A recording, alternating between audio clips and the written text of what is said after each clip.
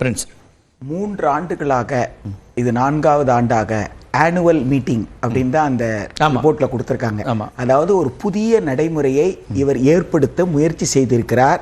இதுவரைக்கும் இந்தியாவில் இல்லாத ஒரு நடைமுறை, எந்த மாநிலத்திலும் தமிழ்நாடு உள்ளிட்ட மாநிலங்கள்ல இல்லாத நடைமுறையை இவர் உருவாக்க முயற்சி செய்திருக்கிறார். ரெண்டாவது நோக்கத்தை அவர் தெளிவா எழுதியிருக்கிறார். அதை நீங்க ஏற்கனவே படிச்சு காமிச்சிட்டீங்க. அதாவது தேசிய கல்விக் கொள்கையினுடைய கூறுகள், முதல் பாயிண்ட் அதான், தேசிய கல்விக் கொள்கையினுடைய கூறுகளை அவர் சொல்லியிருக்கிறது எல்லாமே தேசிய கல்விக் கொள்கையினுடைய பல்வேறு கூறுகள் தான்.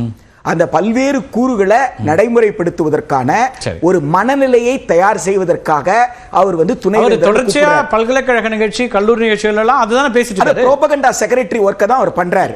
பரப்புரை செயலாளர் தன்னுடைய கருத்து, அதை மத்திய அரசாங்கத்துடைய கல்வி திட்டத்தை நான் சொல்றேன் அப்படிங்கிறது. அதுதாங்க தேசிய கல்விக் கொள்கையை பற்றிய பரப்புரை செய்வது தன்னுடைய கடமை என்று அவர் நினைக்கிறார். ஒரு ஆளுநர் அதை செய்ய முடியாது என்பதுதான். திரு RN ரவி அவர்கள் அதை செய்யலாம். அதற்கு திரு RN ரவிக்கு உரிமை இருக்கிறது. ஆனால் ஆளுநரை செய்ய முடியுமானா செய்ய முடியாது.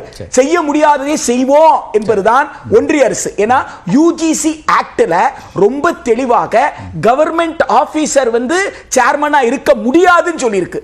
முடியாதுன்னு சொன்னா கூட ஒன்றிய அரசு என்ன செய்திருக்கு, ஒரு IAS ஆபீசரை சேர்மனா போட்டிருக்கு. அப்புறம் சட்டத்துல சொன்னா கூட மதிக்காம தான் செய்வோம்னு ஒன்றிய அரசு சொல்லியிருக்கு. அப்ப அப்படிப்பட்ட அரசினுடைய ஒரு தேசிய கல்விக் கொள்கையை மாநில அரசு எதற்காக ஏற்க இயலாதுன்னு பட்டியலே போட்டிருக்கு. இருந்தாலும் அதை ஏற்றுக்கொள் நிர்பந்தம். இந்த இடத்துல துணைவேந்தர், நீங்க திரும்ப திரும்ப கேட்கறதுன்னா துணைவேந்தர் என்ன செய்ய முடியும்? செனட்டோ சிண்டிகேட்டோ நாளைக்கு கூடி துணைவேந்தர் பங்கேற்க வேண்டிய அவசியம் இல்லை என்று கூறினால் துணைவேந்தர் பங்கேற்க வேண்டிய அவசியம் இல்லை. அல்லது துணைவேந்தருக்கு அவர் ஒரு கல்வியாளராக இருந்து பல்கலைக்கழகத்தோட சட்டமும் அரசமைப்பு சட்டமும் தெரிந்தால், நான் தேசிய கல்விக் கொள்கை தமிழ்நாட்டில் விவாதத்திற்கு இருப்பதனால் தேசிய கல்விக்குடைய கூறுகளை பற்றி நீங்கள் விவாதிப்பதற்கு, அதை பற்றிய புரிதலை எங்களுக்கு ஏற்படுத்துவதற்கு முயற்சி செய்கிறீர்கள் என்பதனால், இது பயனற்றது என்று கருதுவதனால் எங்களால் பங்கேற்க இயலவில்லை என்பதை தாழ்மையுடன் தெரிவித்துக் கொள்கிறோம் என்று சொன்னா அவங்களுக்கு பேர் கல்வியாளர், அவர்களுக்கு பேர் துணைவேந்தர். எனக்கு இந்த பக்கம் சாயறதா அந்த பக்கம் சாயறதான்னு சொல்றவர் துணைவேந்தரா இருக்கவே கூடாது. சீஃப் மினிஸ்டர் சொன்னா கேட்கறதா, கவர்னர் சொன்னா, கவர்னர் அப்பாயிண்ட் பண்ணா உங்களுக்கு என்ன, சீஃப் மினிஸ்டர் அப்பாயிண்ட் பண்ணா என்ன? You are vice chancellor. உங்களை நம்பி டிகிரி கையெழுத்து போட போறீங்க. உங்க டிகிரியை வச்சுதான் அவர் ஒரு நிர்வாக தலைவராகவும் இருக்கார். நிர்வாக தலைவராக இருக்கக்கூடியவருக்கு சட்டம் தான் வழிகாட்ட முடியும்.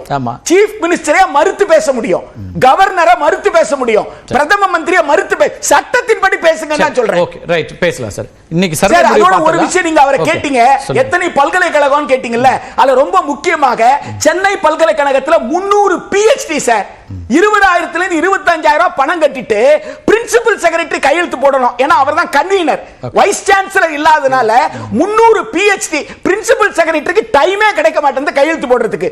அப்போ ஒரு வைஸ் சான்சலர் இருந்தா அந்த வேலையை பார்த்திருப்பார்ல. 300 PhD கிடைக்காம கவலைப்படுறானேன்றது பத்தி, அந்த PhD ஸ்காலர்ஸ் பத்தி கவலை இல்லாம நான் நேஷனல் கிரெடிட் ஃப்ரேம்வொர்க், அந்த நேஷனல் கிரெடிட் ஃப்ரேம்வொர்க், அந்த தேசிய ஒவ்வொரு பாடத்துக்கும் கொடுக்கக்கூடிய அந்த மதிப்பெண், அந்த பேங்க் கிரெடிட்டை பத்தி நான் டிஸ்கஸ் பண்றதுக்கு நான் மாநாடு கூட்டுறேன்னு சொல்றதுக்கு பாருங்க, அது கல்வி நலனும் மாணவர் நலனும் சாராத ஒரு செயல்பாடு.